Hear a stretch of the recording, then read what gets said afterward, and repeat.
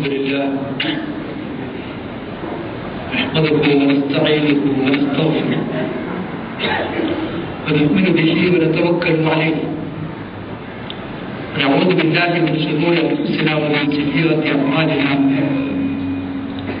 من يهده الله فلا مضل له ومن يضلل فلا هادي له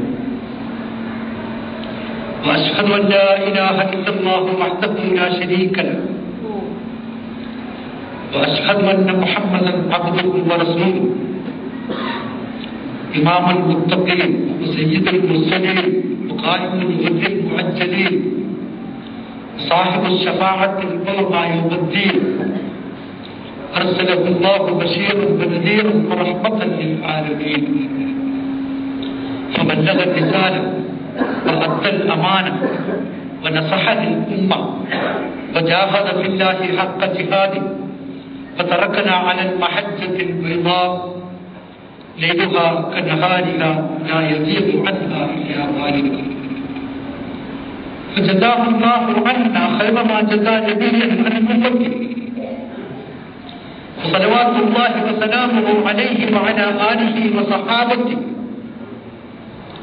ومن اهتدى بهديه واستمسك بسنته إلى أن يرث الله الأرض ومن عليها وهو خير الوارثين.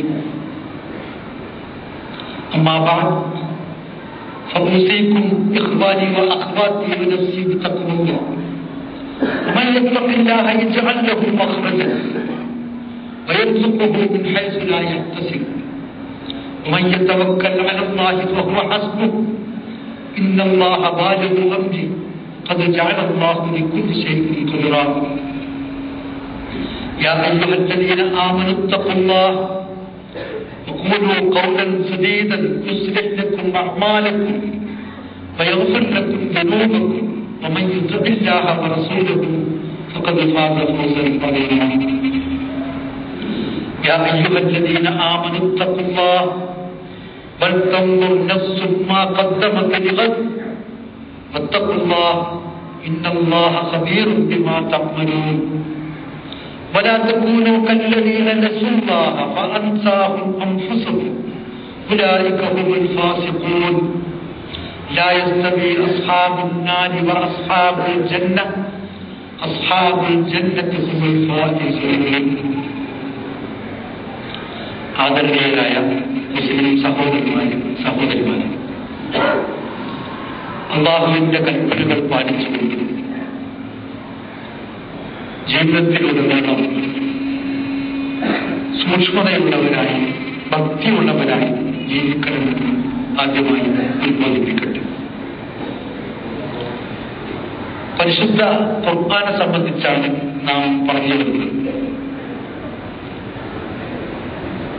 ഖുർആൻ അവതരിക്കുന്നതിന് ചില ലക്ഷ്യങ്ങളുണ്ട്. എന്തിനാണ് ഖുർആൻ വന്നത്? ഖുർആൻ എന്താണ് എന്നത് വേറൊരു കാര്യമാണ്. അത് പഠിക്കാൻ ആഗ്രഹിക്കുന്നവർ അതിനെക്കുറിച്ച് പഠിക്കണം.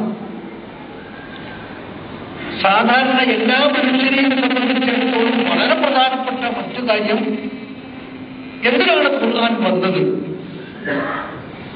എന്താണ് അത് എന്റെ ജീവിതത്തിൽ നൽകുന്നത് എന്നതാണ്. അതാണ് പരിശോധിക്കേണ്ടത്. അതാണ് നമ്മുടെ ജീവിതവുമായി തുലനം ചെയ്യേണ്ടത്. പരിശുദ്ധ ഖുർആൻ കുറേ ലക്ഷ്യങ്ങൾ സാധിക്കുന്നതിനാണ് വന്നിട്ടുള്ളത്. അല്ലാഹു പ്രവാചകൻ മുഹമ്മദ് സല്ലല്ലാഹു അലൈഹി വസല്ലം തിരുമേനിയിലൂടെ മനുഷ്യർക്ക് കൊടുത്തയച്ചിട്ടുള്ളത്. അതിൽ ഏറ്റവും പ്രധാനമായ ഒന്ന് അവരുടെ വിശ്വാസങ്ങൾ ശരിപ്പെടുത്തുക എന്നതാണ്. വിശ്വാസം പ്രധാനമായി 3 ഭാഗങ്ങളുണ്ടത്. ആദർശം, വിശ്വാസം എന്നൊക്കെ പറയുന്ന 3 പ്രധാനപ്പെട്ട കാര്യങ്ങളുണ്ട്. അതിനെക്കുറിച്ച് നാം പറഞ്ഞു വരുന്ന ഭാഷ തൗഹീദ്, റിസാലത്ത്, ആഖിറത്ത് എന്നാണ്. നമ്മുടെ വിശ്വാസങ്ങൾ 6 കാര്യങ്ങളായി ഹദീസുകളിലൊക്കെ എണ്ണി വരുന്നത് എല്ലാവർക്കും അറിയാവുന്നത്. അതിനെ ഒന്നും കൂടി സംഗ്രഹിച്ചതാണ് ഈ 3: തൗഹീദ്, റിസാലത്ത്, ആഖിറത്ത്. അതിൽ ഉൾക്കൊള്ളുന്ന ബാക്കിയുള്ളതൊക്കെ. അതുകൊണ്ട് ഇത് ഏതെങ്കിലും ഒരു വിഷയത്തെക്കുറിച്ച് മാത്രം പരാമർശിക്കുമ്പോൾ അത് ഇസ്ലാമിന്റെ മൂന്നിലൊന്നായി അതിനെ ചൂണ്ടിക്കാണിക്കുന്നു. സൂറത്തുൽ ഇഖ്ലാസ് അതിൽ അല്ലാഹുവിന്റെ ഏകത്വമാണ് സ്ഥാപിക്കുന്നത്. അതുകൊണ്ട് ഇമാം ഷാഫി റഹ്മഹുല്ലാ പറഞ്ഞു, സൂറത്തുൽ ഇഖ്ലാസ് പരിശുദ്ധ ഖുർആന്റെ മൂന്നിലൊന്നാണ്. സൂറത്തുൽ ഇഖ്ലാസ് മാത്രം പരിശുദ്ധ ഖുർആന്റെ മൂന്നിലൊന്നാകുന്നത് എങ്ങനെ?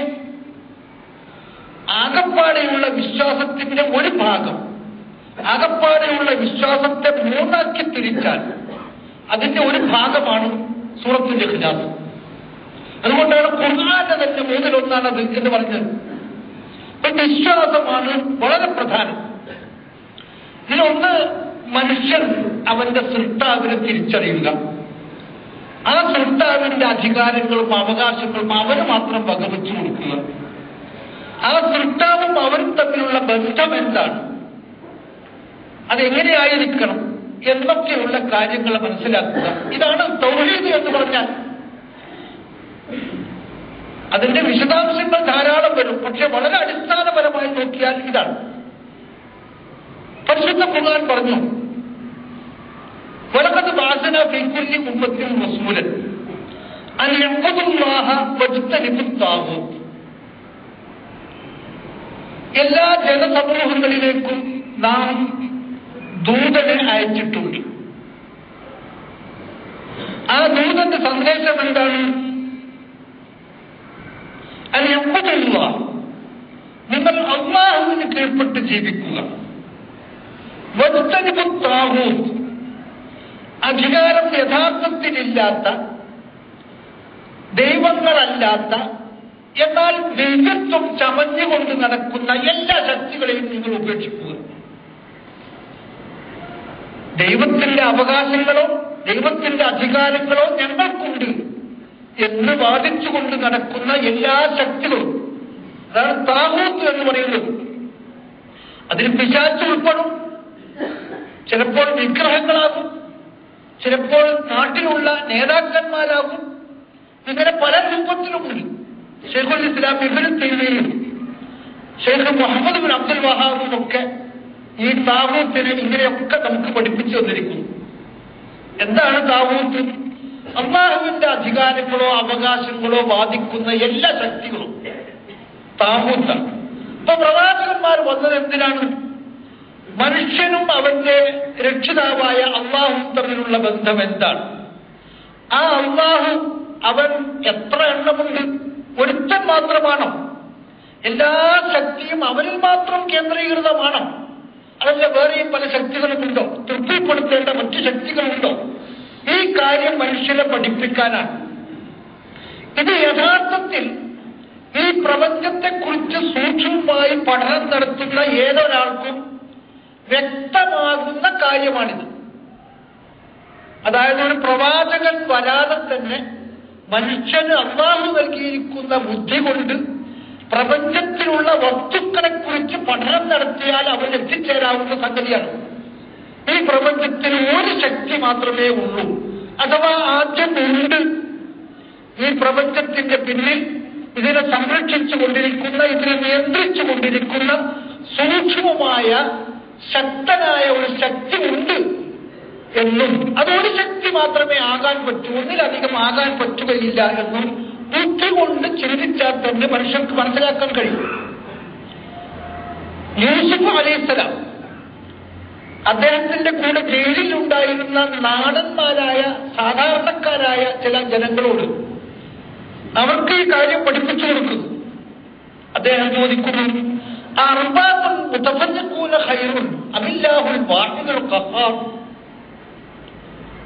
എന്താണ് നിങ്ങളുടെ അഭിപ്രായം? മനുഷ്യന്മാർക്ക് ഒരു യജമാനനാണെങ്കിൽ ആ യജമാനന്റെ കീഴ്പ്പെട്ട് ജീവിച്ചാൽ മതി. പക്ഷെ കുറെ യജമാന്മാരുണ്ടായാലോ എങ്ങനെയാണ് മനുഷ്യന്മാർക്ക് ഇവരൊക്കെ തൃപ്തിപ്പെടുത്താൻ കഴിയുക? അതുകൊണ്ട് കുറെ റബ്ബുകൾ ഉണ്ടാകുന്നതാണോ നല്ലത്, അതല്ല ഒരു സർവാധികാരിയായ റബ്ബുണ്ടാകുന്നതാണോ നല്ലത്? അവർക്ക് മനസ്സിലാകുന്ന ഒരു ഭാഷയിൽ അത് പഠിപ്പിച്ചു കൊടുക്കുകയാണ്. പരിശുദ്ധ ഖുർആൻ വേറെ രൂപത്തിൽ, ഉപമാരൂപത്തിൽ ഖുർആൻ ജനങ്ങളുടെ മുന്നിൽ വെക്കുന്നുണ്ട്. നിങ്ങൾ ചിന്തിച്ചു നോക്കൂ, നിങ്ങൾ അടിമ ഉടമ സമ്പ്രദായം ഉണ്ടായിരുന്ന കാലഘട്ടമാണ്. ഒരാൾക്ക് ഒരു യജമാനനുണ്ട്, വേറെ ഒരുത്തന് 2, 3, ഒന്നിലധികം യജമാനന്മാരുണ്ട്. എല്ലാവരും പിടിവാശിക്കാരാണ്. ഈ പിടിവാശിക്കാരായ യജമാനന്മാർ ഇവനെ അവരുടെ ഭാഗത്തേക്ക് ഇങ്ങനെ വിളിച്ചുകൊണ്ടിരിക്കും. ഇങ്ങോട്ട് വാ, അത് ചെയ്യും, ഇത് ചെയ്യും. ഓരോരുത്തരും പറഞ്ഞാൽ ഇവരെന്ത് ചെയ്യും? ഇതാണോ ഈ പ്രപഞ്ചഘടനയ്ക്ക് ചേരുന്നത്? അല്ലെങ്കിൽ ഇത് ചേരുമോ എന്ന് ചിന്തിക്കുവാൻ വേണ്ടി മനുഷ്യനെ പരിശുദ്ധ ഖുർആൻ ആഹ്വാനം ചെയ്യുന്നുണ്ട്. അപ്പൊ മനുഷ്യന്മാർക്ക് മനസ്സിലാക്കാൻ കഴിയുന്ന, ചിന്തിച്ചാൽ എത്താവുന്ന ഒരു കാര്യമാണ്, ഈ പ്രപഞ്ചത്തിൽ ഇത് സൃഷ്ടിച്ച് സംരക്ഷിച്ചു കൊണ്ടിരിക്കുന്ന ഒരു നിയന്താവുണ്ട്. അവൻ ഏകനാവാനേ പറ്റൂ. ഒന്നിലധികം ശക്തികൾ ഇത് ഭരിക്കുകയോ നിയന്ത്രിക്കുകയോ ചെയ്താൽ ഇത് തകരും എന്നത് മനുഷ്യന്മാർക്ക് മനസ്സിലാക്കാൻ കഴിയും. പക്ഷെ മനുഷ്യരുടെ ഈ ബുദ്ധിയെ മാത്രം അവലംബിക്കാൻ അള്ളാഹു നിർബന്ധിച്ചിട്ടില്ല. അള്ളാഹു അതിന് പകരം മനുഷ്യന്മാരിൽ നിന്ന് ചില ആളുകളെ പ്രത്യേകം തിരഞ്ഞെടുത്ത് അവർക്ക് ഈ കാര്യങ്ങൾ എത്തിച്ചു കൊടുക്കുവാനുള്ള ചുമതല അവരെ എത്തിച്ചു. അവരെയാണ് നാം പ്രവാചകന്മാർ, നബിമാർ എന്നൊക്കെ പറയുന്നത്. ഇത് അല്ലാഹു സുബ്ഹാനഹു വ തആല ആദ്യം മുതൽക്ക് തന്നെ തുടങ്ങിയിരിക്കുന്നു. അതായത് മനുഷ്യനെ ഈ ലോകത്ത് സൃഷ്ടിച്ച് അവരെന്ത് ചെയ്യണം എന്നതിനെ കുറിച്ചൊരു നിർദ്ദേശവും അവർക്ക് നൽകാതിരിക്കുക എന്നതല്ല അള്ളാഹു ചെയ്തിട്ടുള്ളത്. അഥവാ അങ്ങനെ അള്ളാഹു ചെയ്തിരുന്നെങ്കിൽ അതൊരു വലിയ തകരാറല്ലേ? നിങ്ങൾക്ക് ചിന്തിച്ചാൽ മനസ്സിലാവുകയില്ലേ? ഒരു രാജ്യം ഭരിക്കുന്ന ഒരു രാജാവ് അന്നാട്ടുകാരായ ജനങ്ങൾ എന്ത് ചെയ്യണം, എന്ത് ചെയ്യാൻ പാടില്ല എന്നത് സംബന്ധിച്ച് ഒരു നിയമവ്യവസ്ഥ അവർക്കുണ്ടാക്കി കൊടുക്കുന്നില്ലെങ്കിൽ അത് ഏറ്റവും വലിയൊരു തെറ്റാണ്, ഒരു കൃത്യവിലോപമാണ് എന്നേ നാം പറയുകയുള്ളൂ. ഇതുപോലെ ഈ പ്രപഞ്ചത്തിലേക്ക് മനുഷ്യനെ സൃഷ്ടിച്ച് നിയോഗിച്ച അല്ലാഹു അവർ ഈ പ്രപഞ്ചത്തിൽ എന്ത് ചെയ്യണം, ഈ ഭൂമിയിൽ എന്ത് ചെയ്യണം, എന്ത് ചെയ്യാൻ പാടില്ല എന്ന് പഠിപ്പിച്ചു കൊടുത്തിരിക്കുന്നു. അതാദ്യം അവർക്ക് തന്നെ ഗുണത്തിന് വേണ്ടിയാണ്. അതായത് അവരുടെ ഈ ലോകത്തുള്ള ജീവിതം സുഗമമായി മുന്നോട്ട് പോകുന്നതിന് വേണ്ടിയാണ് ആ നിയമങ്ങൾ. ശരീഅത്ത് എന്ന് നാം അതിനെക്കുറിച്ച് പറയുന്നു. പ്രവാചകന്മാർ വന്ന് പഠിപ്പിച്ചു കൊടുക്കുന്ന നിയമസംഹിത, ഇതാണ് ശരീഅത്ത്. ആ ശരീഅത്ത് എന്തിനു വേണ്ടിയാണ്? മനുഷ്യർക്ക് ഈ ലോകത്ത് സുഗമമായി, സുഖപ്രദമായി, സമാധാനത്തോടുകൂടി ജീവിക്കുന്നതിന് ആവശ്യമായ നിർദ്ദേശങ്ങളാണ്. അതോടൊപ്പം അത് സ്വീകരിച്ചവർ ജീവിക്കുകയാണെങ്കിൽ ഇവിടെ അവർക്ക് സുഖം ലഭിക്കും, സന്തോഷത്തോടു കൂടി ജീവിക്കാൻ കഴിയും, സമാധാനത്തോടു കൂടി ജീവിക്കാൻ കഴിയും. പരലോകത്തും അവർക്കതിന് അല്ലാഹു പ്രതിഫലം നൽകും. ഇതാണ് പ്രവാചകന്മാർ. ആ പ്രവാചകന്മാരോട് ചേർത്ത് വിശ്വാസത്തിന്റെ മറ്റൊരു ഭാഗമാണ് പരലോകം അഥവാ ആഖിറത്ത്. അത് പരിശുദ്ധ ഖുർആൻ പറയുന്നുണ്ട്. പ്രവാചകന്മാരെ കുറിച്ച് ഖുർആൻ പറഞ്ഞു, കാനന്നാസു ഉമ്മത്തൻ വാഹിദ, ജനങ്ങളെല്ലാം ഒന്നിച്ച് ഒരു മാതാവിന്റെയും പിതാവിന്റെയും മക്കളായിട്ട് ഇങ്ങനെ ജീവിച്ചു കൊണ്ടിരിക്കുമ്പോൾ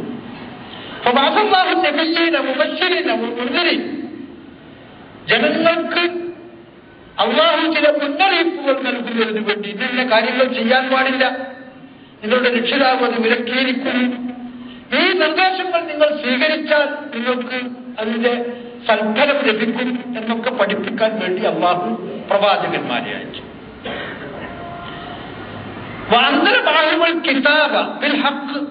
സത്യപൂർണമായ വേദങ്ങളും ആ പ്രവാചകന്മാരുടെ കൂടെ അവർ കൊടുത്തയച്ചു. ജനങ്ങൾ തർക്കത്തിലിരിക്കുന്ന കാര്യത്തിൽ വിധി കൽപ്പിക്കുന്നതിന് വേണ്ടി. അതായത് മറ്റൊരു വിധി കിട്ടാനില്ല, ഒരു ലബോറട്ടറിയിൽ വെച്ചൊന്നും പൂർണ്ണമായും പരിശോധിച്ച് തീരുമാനം കണ്ടെത്താൻ കഴിയാത്ത ചില പ്രശ്നങ്ങളുണ്ട് ഈ ലോകത്ത്. ആ ലോകത്ത് ഉള്ള പ്രശ്നങ്ങൾ, ആ പ്രശ്നങ്ങൾ ജനങ്ങൾക്ക് പഠിപ്പിച്ചു കൊടുക്കുന്നതിന് വേണ്ടി വേദഗ്രന്ഥങ്ങളും പ്രവാചകന്മാരും ഒക്കെ വന്നു എന്ന് ഖുർആൻ പറയുന്നു. അപ്പൊ മനുഷ്യരെ അന്ധകാരത്തിൽ മുട്ടേക്കുകയല്ല അല്ലാഹു ചെയ്തിട്ടുള്ളത്. സത്യമറിയാതെ ഉളറി നടക്കേണ്ട ഒരവസ്ഥ അവർക്ക് വന്നിട്ടില്ല. എല്ലാ കാലങ്ങളിലും അല്ലാഹു പ്രവാചകന്മാരെ അയച്ചു. ഇത് അല്ലാഹു മനുഷ്യർക്ക് ചെയ്ത ഏറ്റവും വലിയ ഒരു ഔദാര്യമാണ്. എന്താണ് ചെയ്യേണ്ടത്, എങ്ങോട്ടാണ് പോകേണ്ടത് എന്നറിയാതെ ഉഴറി നടക്കുന്ന ഒരവസ്ഥ അവർക്കില്ല. കാലാകാലങ്ങളിൽ പ്രവാചകന്മാർ വന്നിട്ട് അവർക്ക് വഴി കാണിച്ചു കൊടുത്തിട്ടുണ്ട്. ഇതാണ് റിസാലത്ത് എന്ന് പറയുന്നത്. പക്ഷെ ഇതേപോലെ തന്നെ അതിന്റെ മറ്റൊരു വശം,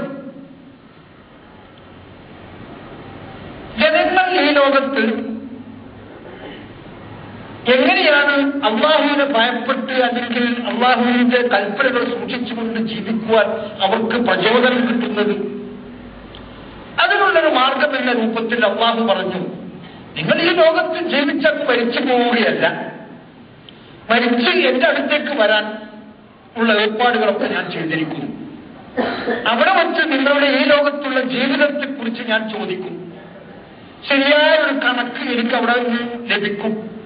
ആ കണക്കിന്റെ അടിസ്ഥാനത്തിൽ നിങ്ങളുടെ ജീവിതത്തിന്റെ യഥാർത്ഥത്തിൽ നിങ്ങളുടെ ജീവിതത്തിൽ നിങ്ങൾ പ്രവർത്തിച്ചതിന്റെ അടിസ്ഥാനത്തിൽ നിങ്ങൾക്ക് രക്ഷയും ശിക്ഷയും ഒക്കെ നാം നൽകും എന്ന് അല്ലാഹു പറഞ്ഞിരിക്കും. അതിന് ഖുർആൻ പ്രയോഗിച്ച ചില ഭാഷകളുണ്ട്. ഒന്ന്,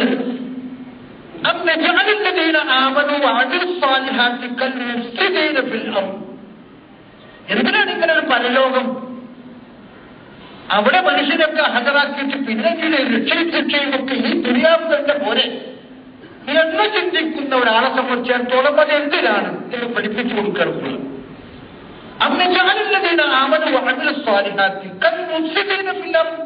നിങ്ങൾ ചിന്തിച്ചു നോക്കും, ഈ ലോകത്ത് ചില മനുഷ്യന്മാർ അല്ലാഹു കൽപ്പിച്ചതാണ് എന്ന് പ്രവാചകന്മാർ പഠിപ്പിച്ച നന്മയുടെ മാതൃകകളായി നല്ലത് മാത്രം പ്രവർത്തിച്ചുകൊണ്ട് ആർക്കും ഒരു ഉപദ്രവം ചെയ്യാതെ ജനങ്ങൾക്ക് ഉപകാരം ചെയ്തുകൊണ്ട് അതിന്റെ പേരിൽ വരുന്ന കഷ്ടനഷ്ടങ്ങൾ ഏറ്റെടുത്തുകൊണ്ട് ത്യാഗപൂർണമായ ഒരു ജീവിതം ഈ ലോകത്ത് നയിക്കുന്നു.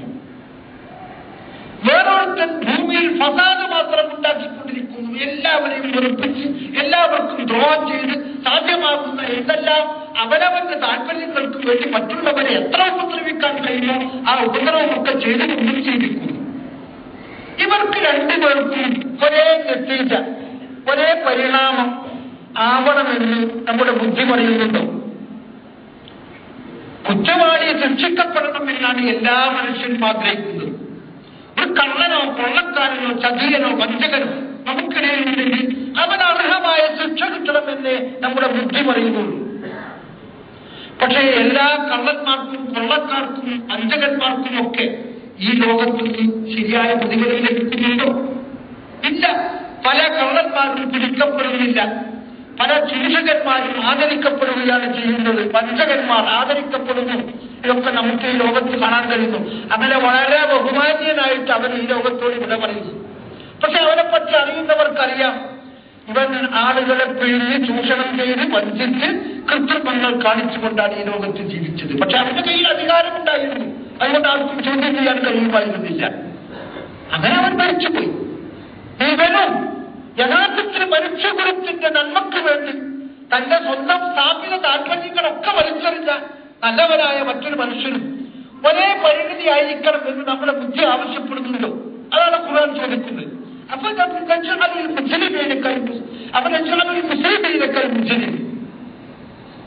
മുഅ്മിനീങ്ങൾ വിശ്വാസികളായവരെ നാം കുറ്റവാളികളെയും അവരെ പോലെ തന്നെ ആക്കുന്നു. അങ്ങനെ ചെയ്യാൻ പറ്റും. ഒരു ഭരണാധികാരി ഒരു നീതിപൂർവം കാര്യങ്ങൾ നിർവഹിക്കുന്ന, നീതിക്ക് മാത്രം പ്രാധാന്യം കൽപ്പിക്കുന്ന, മറ്റൊരു താല്പര്യവുമില്ലാത്തൊരു ഭരണാധികാരി, അങ്ങനെയുള്ള ഒരു ഭരണാധികാരിയിൽ നിന്ന് നിങ്ങൾക്കിത് പ്രതീക്ഷിക്കാൻ കഴിയുമോ എന്ന് പരിശുദ്ധ ഖുർആൻ മലയാളത്തിൽ ചോദിക്കും. അപ്പൊ മനുഷ്യന്മാർക്ക് ഉൾക്കൊള്ളാൻ കഴിയുന്ന യാഥാർത്ഥ്യം തന്നെയാണിത്. ഇങ്ങനൊരു ലോകം ഉണ്ടാവണം, എന്നാലേ നീതി ഉണ്ടാവുകയുള്ളൂ. മനുഷ്യർക്ക് ഈ ലോകത്തിൽ നീതി ലഭിക്കണമെങ്കിൽ ഇങ്ങനെയൊരു പരലോകം ഉണ്ടാവണം. അവിടെ വെച്ച് കുറ്റവാളികൾ ശിക്ഷിക്കപ്പെടുകയും നന്മ പ്രവർത്തിച്ചവർ യഥാർത്ഥമായ പ്രതിഫലം ലഭിക്കുകയും ഒക്കെ കിട്ടണമോ ചെയ്യണമോ? ഇതാണ് പരിശുദ്ധ ഖുർആൻ പഠിപ്പിക്കുന്നത്. അപ്പൊ മനുഷ്യന്റെ ഈ ലോകത്തിലുള്ള ജീവിതത്തെ നിയന്ത്രിക്കുന്നതിന് വേണ്ടി വ്യക്തമായ ഒരു ആദർശം അവർക്ക് നൽകിയിരിക്കുന്നു. ഈ ആദർശം എവിടെ വഴിപിഴച്ചു പോകുന്നുവോ അവിടെ മനുഷ്യൻ തെറ്റിപ്പോകും. അള്ളാഹുവിന്റെ ഏകത്വം, അള്ളാഹു ഇതൊക്കെ മനുഷ്യനെ വീക്ഷിച്ചുകൊണ്ടിരിക്കുന്നു, അവർക്ക് കൽപ്പനകൾ നൽകിയിരിക്കുന്നു എന്ന ഈ കാര്യങ്ങളൊക്കെ വിസ്തരിച്ചുകൊണ്ട് ദൈവമുണ്ട്. ആ ദൈവം എവിടെയാണ്? അതിന് ആകാശത്തോ എവിടെയോ ദൈവമുണ്ട്. ആ ദൈവത്തിനെ പ്രീതിപ്പെടുത്താൻ പള്ളിയിൽ പോയിട്ട് അല്ലെങ്കിൽ ക്ഷേത്രത്തിൽ പോയിട്ട് എന്തൊക്കെ ചെയ്യണം. അത് പിന്നെ അങ്ങനെ ഒരു ദൈവം ഉദാഹരണത്തിന് പല കാര്യങ്ങളും കൊണ്ട് മനുഷ്യന്മാർക്ക് പലതും ഓരോ ദൈവങ്ങളായിക്കൊണ്ടിട്ട് അങ്ങനെ പോയി പല ദൈവത്തിൽ പോയി. അപ്പൊ ഈ വിഗ്രഹാരാധന ബഹുദൈവത്വം എന്നൊക്കെ പറയുന്നത് മനുഷ്യന്റെ വിശ്വാസപരമായ വ്യതിയാനമാണ്. ആ വ്യതിയാനത്തിൽ മനുഷ്യന്റെ എത്തുന്നതോടുകൂടി പിന്നെ ഭൗതികമായ അവരുടെ ജീവിതത്തെ കുറിച്ച് ശരിയായ കണക്കെടുപ്പ് സാധ്യമല്ലാതെ വരും. അവന് കൃത്യമായിട്ട് വിചാരം ചെയ്യാനുള്ള ദൈവമില്ല. ഒരു പരലോകം പിന്നെ ഉണ്ടാവുകയില്ല, വിശ്വസിക്കാൻ കഴിയുകയില്ല. ഇതൊക്കെ മനുഷ്യ ജീവിതത്തെ താളം തെറ്റിരിക്കും. അതാണ് ചരിത്രത്തിൽ നാം കണ്ടുകൊണ്ടിരിക്കുന്നത്. അതുകൊണ്ട് ഇസ്ലാം എന്തിനു വന്നു, ഖുർആൻ എന്തിനു വന്നു? ആദ്യത്തെ അതിന്റെ മറുപടി അവന്റെ വിശ്വാസം ശരിപ്പെടുത്താൻ എന്നാണ്. അടിസ്ഥാനപരമായ 3 വിശ്വാസങ്ങൾ അവരിൽ കരുപ്പിടിപ്പിക്കാൻ. അതുണ്ടായിക്കഴിഞ്ഞാൽ മനുഷ്യൻ നന്നാവും. അതുകൊണ്ട് ആ അടിസ്ഥാന വിശ്വാസം ഉണ്ടാക്കിയാണ് പരിശുദ്ധ ഖുർആന്റെ ഒന്നാമത്തെ ലക്ഷ്യം. രണ്ടാമത്തെ കാര്യം ഞാനിതൊക്കെ വളരെ വേഗത്തിൽ പറഞ്ഞു പോവുകയും മനുഷ്യന്റെ മാന്യത അംഗീകരിക്കുകയും അത് അവനെ അറിയിക്കുകയും ചെയ്യുകയാണുള്ളത്. ഈ പ്രപഞ്ചത്തിൽ ഒരുപാട് സൃഷ്ടികളുണ്ട്, കോടിക്കണക്കിന് സൃഷ്ടികൾ, ചെറുതും വലുതുമായ സൃഷ്ടികൾ. ഈ സൃഷ്ടികളെ പോലെയുള്ള ഒരു സൃഷ്ടി മാത്രമാണ് മനുഷ്യൻ എന്ന് വേണമെങ്കിൽ ചിലർ ധരിക്കുന്നുണ്ട്. പക്ഷെ അത് സത്യമാണോ? നമുക്ക് ചിന്തിച്ചാൽ മനസ്സിലാക്കാൻ കഴിയുന്ന ചില കാര്യങ്ങളുണ്ട്. ഈ പ്രപഞ്ചത്തിലുള്ള എല്ലാ സൃഷ്ടിജാലങ്ങൾക്കും അവർക്ക് നിർവഹിക്കുവാനുള്ള ചെറിയ ചില ഡ്യൂട്ടികളുണ്ട്, വളരെ ചെറിയ ഡ്യൂട്ടികളാണ്.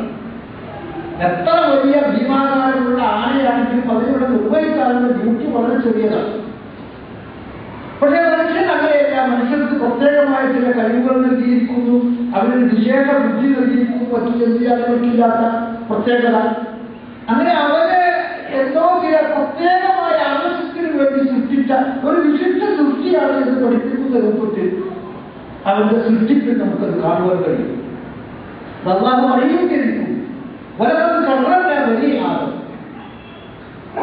ആദമിന്റെ സന്തതികളായ മനുഷ്യരെ നാം ആദരിച്ചിരിക്കുന്നു.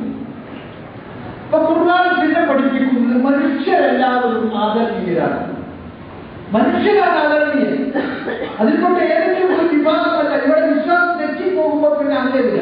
ജൂതന്മാർ പറഞ്ഞു ഞങ്ങളൊരു പ്രത്യേകമായ കൂട്ടരാണ്, ഓരോ ഇസ്രായേലിന്റെ മക്കൾ എന്ന് പറഞ്ഞ് ഞങ്ങളൊരു പ്രത്യേക കൂട്ടരാണ്, ഞങ്ങൾ അല്ലാഹുവിന്റെ അഹിബ, അല്ലാഹ് ഇഷ്ടപ്പെട്ട ആൾക്കാർ, അവന്റെ ഏറ്റവും പ്രിയപ്പെട്ട ആൾക്കാർ.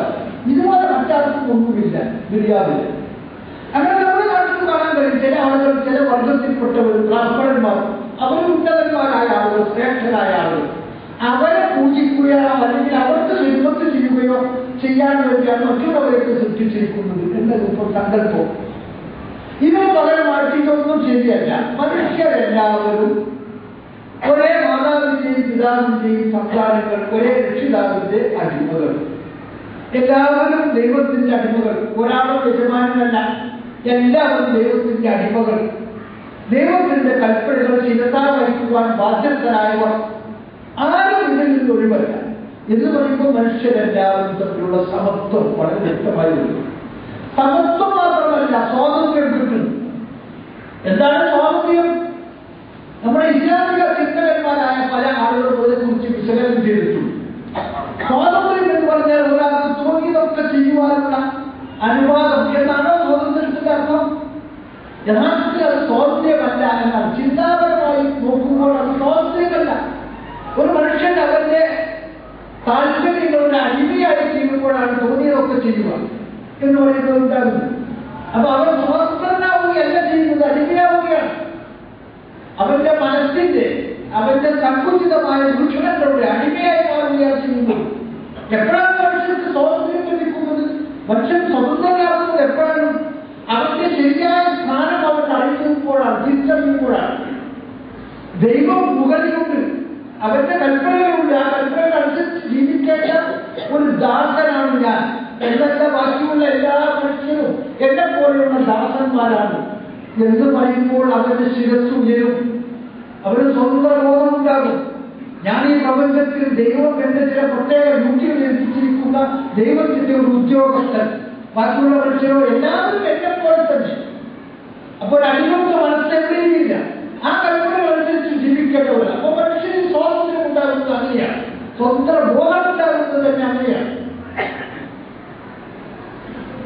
തുറാബിനെ പോലെ ഗരൂസി പോലെയുള്ള ആളുകളൊക്കെ ഇതിനെക്കുറിച്ച് വിവരിച്ചതായിട്ട് നമുക്ക് കാണാൻ. ഇസ്ലാമിക ചിന്ത എന്ന് പറയുന്നത് മനുഷ്യൻ എന്തും ചെയ്യുവാനുള്ള അനുവാദത്തിലല്ല സ്വാതന്ത്ര്യം എന്ന് പറയുന്നത്. മനുഷ്യന്റെ ഒരു പരിധി നിന്നുകൊണ്ട് അവരുടെ നിലപാട് മനസ്സിലാക്കിക്കൊണ്ട് ജീവിക്കുന്നതിനാണ് സ്വാതന്ത്ര്യം എന്ന് പറയുന്നത്. ഇത് ചിന്തിച്ചു നോക്കിയാൽ എല്ലാവർക്കും അംഗീകരിക്കാൻ നിൽക്കാൻ കഴിയില്ല. മനുഷ്യൻ ഞാൻ സ്വതന്ത്രനാണ്, എനിക്ക് ആരോടും കടപ്പാടില്ല എന്ന് പറഞ്ഞിട്ട് എനിക്ക് ദുനിയാവിൽ എല്ലാം ചെയ്യാൻ പറ്റും, മറ്റെല്ലാം മുറിച്ചുപോയി അടിക്കുകയാണ്. എന്റെ കൈ വീശാൻ എനിക്ക് അവകാശമുണ്ട്, മറ്റൊരാളെ മുറിച്ചു പോയില്ല എനിക്ക് നോക്കണ്ട എന്നാണ് ഞാൻ പറയുന്നതെങ്കിലും ഇത് സ്വാതന്ത്ര്യം എന്ന് പറയാൻ പറ്റുമോ? അതല്ല സ്വാതന്ത്ര്യം എന്നാണ്. അപ്പൊ ഈ സ്വതന്ത്രനാണ് മനുഷ്യൻ എന്ന് പഠിപ്പിക്കുകയാണ് പരിശുദ്ധ ഖുർആൻ. മനുഷ്യന്റെ ആദരവ് അവരെല്ലാവരും ഒന്നാണ്. ഏത് നാട്ടുകാരാണെങ്കിലും ഏത് വർഷക്കാരാണെങ്കിലും ഏത് വർഷത്തിൽ ജനിച്ചവരാണെങ്കിലും എല്ലാവരും ഒന്ന്, ഒരേ നിലവാരം. കൂടുതൽ നിലവാരമുള്ളവരാണ് അവരുടെ രക്ഷിതാവിനെ തിരിച്ചറിഞ്ഞ രക്ഷിതാവിന്റെ കരുതലുകൾ സൂക്ഷ്മമായി പാലിക്കുന്നവർ. അവർക്കാണ് എന്തെങ്കിലും ഒരു പകൽ ഒരു പ്രത്യേകത കൽപ്പിക്കാൻ പറ്റുമെങ്കിലുള്ളൂ. എന്നെ അക്രമത്തും എന്തുമായി അബ്ദുക്കാസും അള്ളാഹുവിന്റെ ഇവിടെ ദുനിയാവിലെ എല്ലാവരും സമന്മാർ. ഇത് ഒരു വലിയ തത്വശാസ്ത്രമാണ്. ഇതിന്റെ അടിസ്ഥാനത്തിൽ ചിന്തിക്കുമ്പോൾ നമുക്ക് ഒരുപാട് കാര്യങ്ങൾ മനസ്സിലാക്കാൻ കഴിയും. ഈ ലോകത്ത് മനുഷ്യനെ സംബന്ധിച്ചിടത്തോളമുള്ള ഇസ്ലാമിന്റെ കാഴ്ചപ്പാടാണ് ഇതെങ്കിൽ മനുഷ്യൻ എന്ന വീക്ഷണത്തിൽ ഇസ്ലാമിന്റെ കാഴ്ചപ്പാട് ഇത്ര വിശാലമാണെങ്കിൽ പിന്നെ അത് പലയിടത്തും ഒരു മുസ്ലിം അല്ലാത്ത ഏത് മതക്കാരനാവട്ടെ അല്ലെങ്കിൽ ഒരു മതവും ഇല്ലാത്തവരാകട്ടെ, എന്നാൽ പോലും അവരോട് നമുക്ക് കടപ്പാടുണ്ടാകും. കാരണം അവൻ മനുഷ്യനാണ്. മനുഷ്യന്റെ അടിസ്ഥാനത്തിൽ അവരോടുള്ള കടപ്പാട് നിർവഹിക്കാൻ നാം ബാധ്യസ്ഥരാണ്. അതാണ് ഈ ചിന്ത മനുഷ്യൻ നൽകുന്നത്. അപ്പൊ മനുഷ്യനെ ഒരു ഉത്കൃഷ്ട ജീവിയായി കാണുകയും അവന്റെ ആ ഔദ്യത്തിന് ചേരുന്ന രൂപത്തിലാണ് അവരോട് പെരുമാറേണ്ടതെന്ന് പഠിപ്പിക്കുകയും ചെയ്യും. ഇതൊരുപാട് മേഖലകളിലേക്ക് വിശാലമായി പോകും. ഒരു മനുഷ്യന് അവന്റെ അവകാശങ്ങൾ എന്തൊക്കെയാണെന്ന് പഠിക്കുമ്പോൾ അപ്പോഴും ഈ പ്രശ്നങ്ങൾക്ക് വരും. രണ്ടാമത്തെ കാര്യം അതാണ്. അതായത് മനുഷ്യൻ ആദരണീയ. മൂന്നാമത് മനുഷ്യന് ചില അവകാശങ്ങൾ, എല്ലാ മനുഷ്യർക്കും ചില അവകാശങ്ങൾ കൂടാൻ നിശ്ചയിച്ചിരിക്കും. അതിൽ പ്രധാനപ്പെട്ടത് അതിന് വിശദമായ പഠനം അറിയിക്കുന്നതാണ്. ചില പണ്ഡിതന്മാർക്ക് അത് വളരെ വിധേയമാക്കിയിട്ടുണ്ട്. ഇന്ന് UNOയുടെ നേതൃത്വത്തിൽ ഒരു മനുഷ്യാവകാശ ചാർട്ടറുണ്ട്. UN അംഗീകരിച്ച ചാർട്ടർ മനുഷ്യാവകാശങ്ങൾ. ഇതിനൊക്കെയാണ് മനുഷ്യാവകാശങ്ങൾ. ഇതിനോട് 10-21 കാര്യങ്ങളാണ് വരുന്നത്. ഇതിൽ നിന്ന് ഭിന്നമായി ഇസ്ലാം അംഗീകരിച്ച മനുഷ്യാവകാശ ചാർട്ടർ ഷേഖ് മുഹമ്മദ് റസാലി, ഇമാം റസാലിയല്ല, അടുത്ത കാലത്ത് മരിച്ചുപോയ ഈജിപ്തിലെ ഒരു മഹാപണ്ഡിതൻ ഉണ്ടായിരുന്നു, ഷേഖ് മുഹമ്മദ് റസാലി. അദ്ദേഹം ഇത് തുലനം ചെയ്തുകൊണ്ട് ഇസ്ലാമിന്റെ മനുഷ്യാവകാശങ്ങളും UN അംഗീകരിച്ച മനുഷ്യാവകാശങ്ങളും തുലനം ചെയ്തുകൊണ്ട് ഒരു ഗ്രന്ഥം തന്നെ എഴുതി. UN ഇപ്പോ കഴിഞ്ഞ നൂറ്റാണ്ടിലാണെങ്കിൽ ഈ നൂറ്റാണ്ടിലൊക്കെയാണ് ഇത് അംഗീകരിച്ചത്. പക്ഷെ ഒരു 14-15 നൂറ്റാണ്ട് മുമ്പ് പരിശുദ്ധ ഖുർആൻ ചില മനുഷ്യാവകാശങ്ങൾ അംഗീകരിച്ചത് അത് ഇന്ന് മനുഷ്യൻ അംഗീകരിച്ചതിനേക്കാൾ ഉദാത്തമാണ്. അതിൽപ്പെട്ട ഒരുപാട് കാര്യങ്ങളുണ്ട്. ഒന്ന്, മനുഷ്യർക്ക് എല്ലാവർക്കും ഇവിടെ ജീവിക്കാൻ അവകാശമുണ്ട്. എല്ലാ മനുഷ്യർക്കും ഇവിടെ ജീവിക്കാൻ അവകാശം. ഒരാൾക്കും മറ്റൊരാളുടെ ജീവൻ ഹരിക്കാൻ അവകാശമില്ല.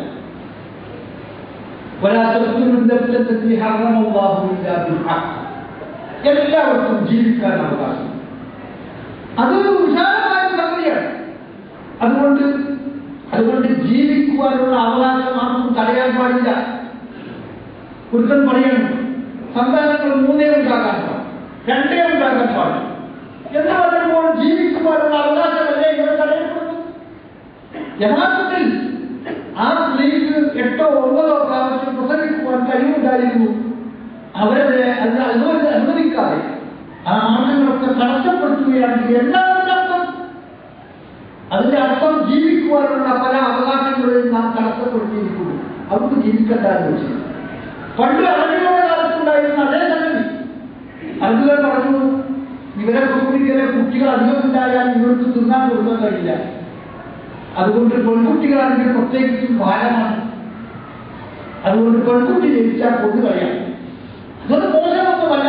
രൂപത്തിൽ പല ഉപകരണങ്ങളും അതൊക്കെ സ്വീകരിച്ചുകൊണ്ടു. ഇവിടെ അള്ളാഹു പറഞ്ഞു, നിങ്ങൾക്കാരാണ് ഭക്ഷണം തരുന്നത്? ആഹാരം നിങ്ങൾക്ക് തരുന്നത് ആരാണ്?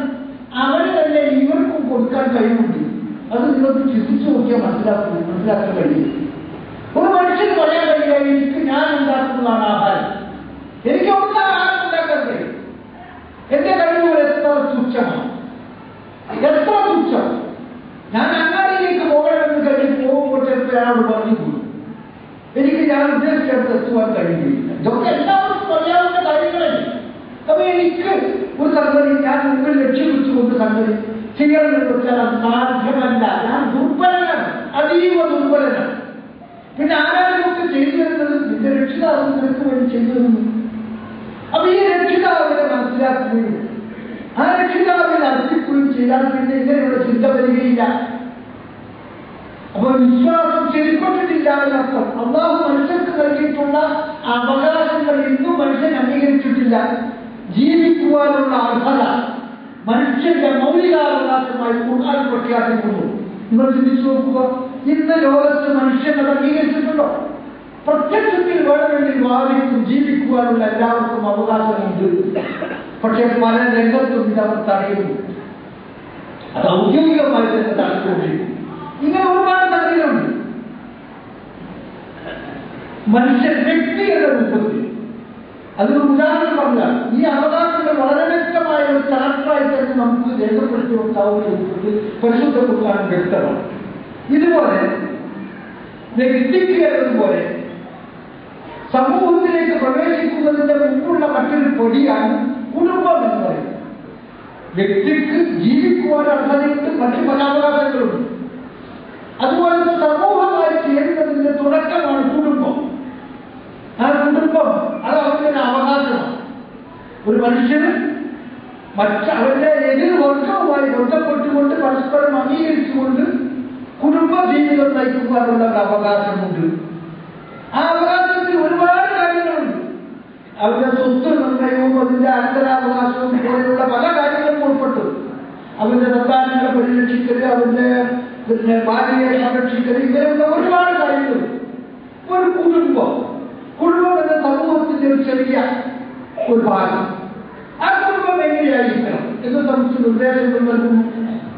അത് അവരുടെ ഒരു അവകാശമാണ്. എത്രത്തോളം എന്ന് പറഞ്ഞാൽ മറ്റൊരാളുടെ വീട്ടിന്റെ ഉള്ളിലേക്ക് അനുവാദം ചോദിക്കാതെ കയറിച്ചെല്ലാൻ പോലും പാടില്ല എന്ന് പറയും. എന്താണ് അവന്റെ ചില അവകാശങ്ങൾ നിഷേധിക്കപ്പെടാൻ കാരണമായിരിക്കുന്നത്? വീട് ഓരോരുത്തരുടെയും സീക്രസി സൂക്ഷിക്കുവാനുള്ള ഒരു സ്ഥലമാണ്. എനിക്കെന്റെ വീട്ടിൽ എന്റേതായ ഒരു സീക്രസി ഉണ്ടാകും.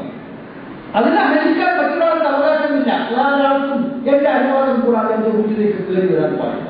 കൂടാതെ ഇതൊക്കെ നമുക്ക് കാണാൻ കഴിയുന്ന ഒരുപാട് കാര്യങ്ങൾ നിൽക്കുന്നു. അപ്പോ കുടുംബം, ആ കുടുംബത്തിൽ ആരായിരിക്കണം അതിന്റെ നേതൃത്വം വഹിക്കേണ്ടത്? അത് കൂടാൻ പറഞ്ഞിരിക്കുന്ന മനുഷ്യന്മാർക്ക് മനസ്സിലാവുകയില്ല. ആണിനാണോ പെണ്ണിനാണോ കുടുംബത്തിന്റെ അധികാരം? ഒരുപക്ഷെ പണ്ടുകാലത്ത് മനുഷ്യന്മാരെല്ലാം പുരുഷന്മാർക്ക് നേതൃത്വം നൽകി അംഗീകരിച്ചു കൊണ്ടിരുന്നു.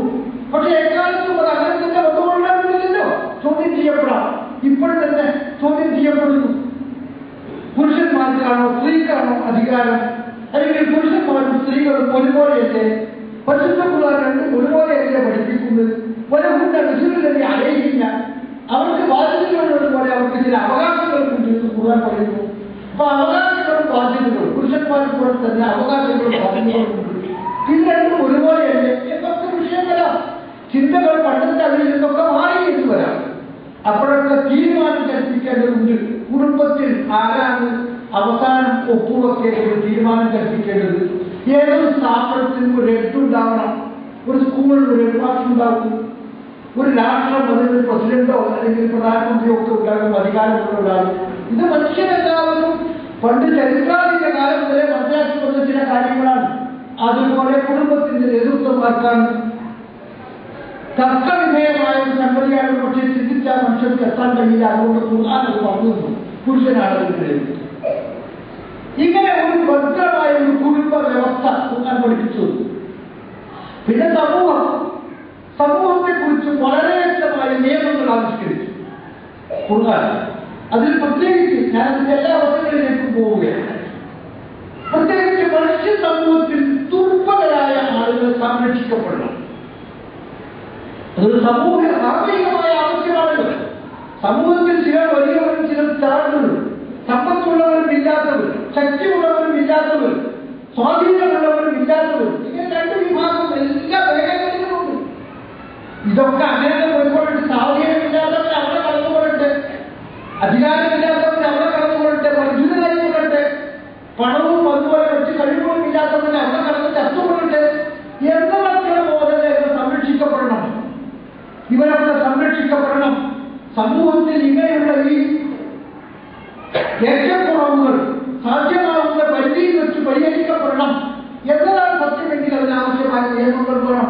അപ്പൊ ഖുർആൻ പഠിപ്പിച്ചു, ഒരു തരത്തിലും ദുർബലരായ ആളുകളെ അവരുടെ പാട്ടിൽ വിടാൻ പാടില്ല, അവരെ സംരക്ഷിക്കുക എന്ന സമൂഹത്തിന് ചുമതലയാണ് പഠിപ്പിച്ചു. നമുക്ക് ഞാൻ ഓരോ ഉദാഹരണങ്ങൾ മാത്രം എടുത്തു പോലെയാണ്. അങ്ങനെ അമ്മ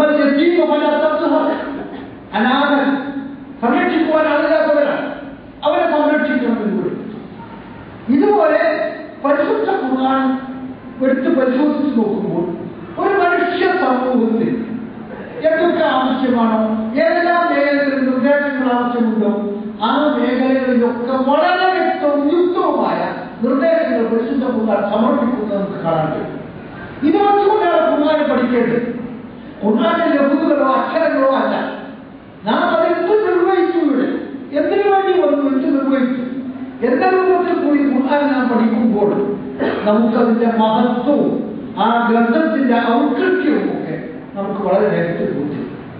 അങ്ങനെ ഖുർആൻ നാം പഠിക്കുവാൻ വേണ്ടി ശ്രമിക്കുക. റമദാൻ വരികയാണ്. അല്ലാഹു സുബ്ഹാനഹു വ തആല മനുഷ്യരുടെ മാർഗദർശനത്തിന് വേണ്ടി അവതരിപ്പിച്ചു എന്ന ഖുർആൻ ഒരാവർത്തി പഠിക്കുവാൻ നാം ശ്രമിക്കുക. അല്ലാഹു നമ്മെ അനുഗ്രഹിക്കുമാറാകട്ടെ. നമ്മുടെ ജീവിതത്തിൽ വന്നു പോകുന്ന തെറ്റുകളും കുറ്റങ്ങളും അല്ലാഹു പുറത്തുമാറാകട്ടെ. എല്ലാ ഇഹത്തിലും ഇവിടെയുള്ള നമ്മുടെ സഹോദരങ്ങൾക്കും കുടുംബങ്ങൾക്കും മറ്റെല്ലാവർക്കും ഏതെല്ലാം മേഖലകളിൽ പ്രയാസങ്ങളും വിഷമങ്ങളും ദുരിതങ്ങളും അനുഭവിക്കേണ്ടി വരുന്നുവോ അതിൽ നിന്നൊക്കെ അവരെ രക്ഷിക്കുവാൻ കഴിവുള്ള ഒരേ ഒരു ശക്തി മഹാനായ അല്ലാഹു സുബ്ഹാനഹു വ തആല മാത്രമാണ്. പടച്ച തമ്പുരാനെ, നാഥ, ഞങ്ങളുടെ രക്ഷിതാവ്, ഞങ്ങൾക്ക് നീ സൗഖ്യവും ആരോഗ്യവും ഇഹത്തിലും പരത്തിലും നൽകി അനുഗ്രഹിക്കുമാറാകട്ടെ. വാക്കുകൾ തോന്നിയാൽ